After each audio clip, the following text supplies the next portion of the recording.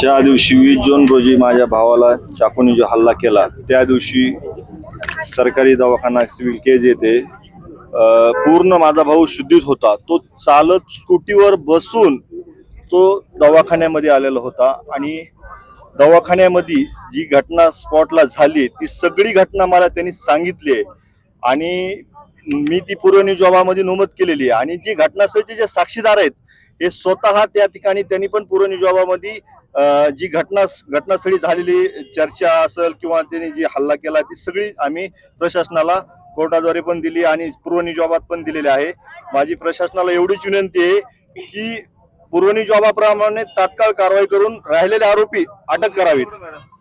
आणखी काय इतर मागण्या तुम्ही मकोका अंतर्गत कारवाई मकोका अंतर्गत कारवाई मी निवेदनामध्ये सगळं दिलेत। SIT मध्ये जे अधिकारी आम्ही जी नावं दिली होते ते आणि अद्याप त्याच्यावर कुठलीही कारवाई झाली नाही।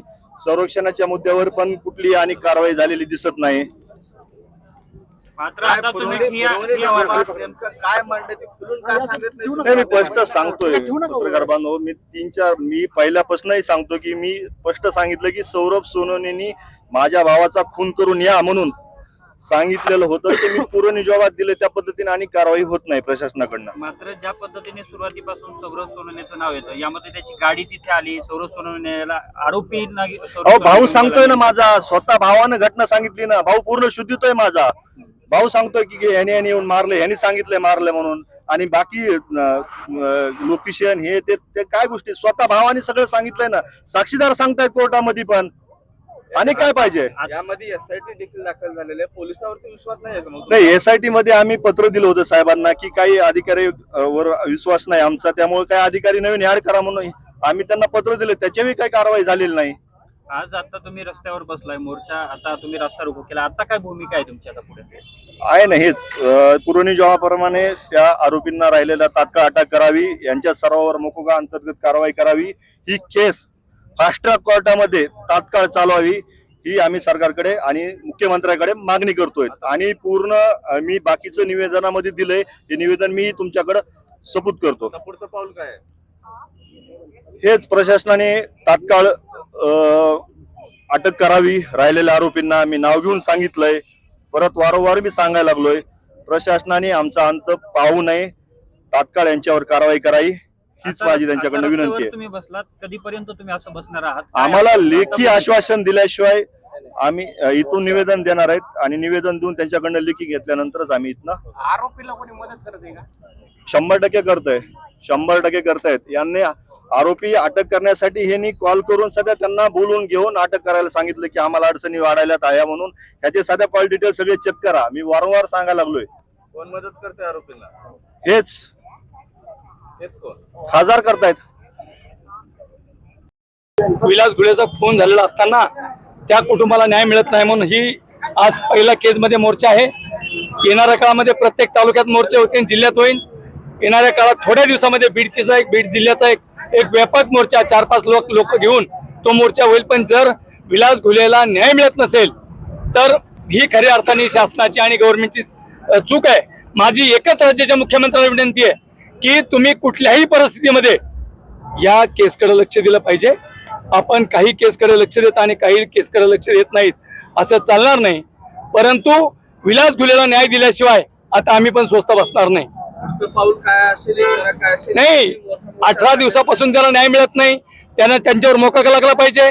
जे कोण आरोपी राहिलेत, जे खासदार पुत्र त्यांचे जे चिरंजीव आहेत त्यांचं सुद्धा जे मयत झाले त्यांचे सख्खे भाऊ त्या ॲम्ब्युलन्स मध्ये येत असताना त्यांनी सुद्धा सांगितलंय की मला माझ्या भावाने सांगितलंय की खासदार पुत्राच्या पोराने असं असं करायला सांगितलं। अशा प्रकारची घटना घडल्यावर सुद्धा शासन दुर्लक्ष करतंय।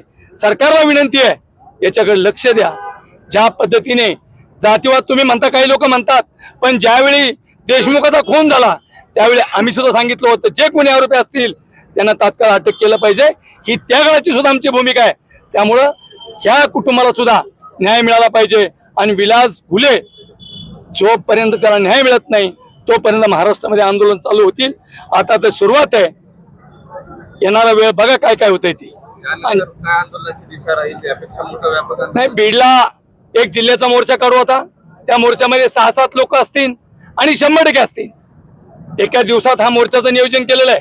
केज तालुक्यातलं 1 दिवसाचं आहे आणि आता एक अल्टिमेट देऊन करू शासनाला. त्या काळात जर नाही झालं तर 100% रस्त्यावरची लढाई लढू आणि राज्याच्या मुख्यमंत्र्यांना परत आवाहन करतो की या केसकडं गांभीर्याने लक्ष द्या.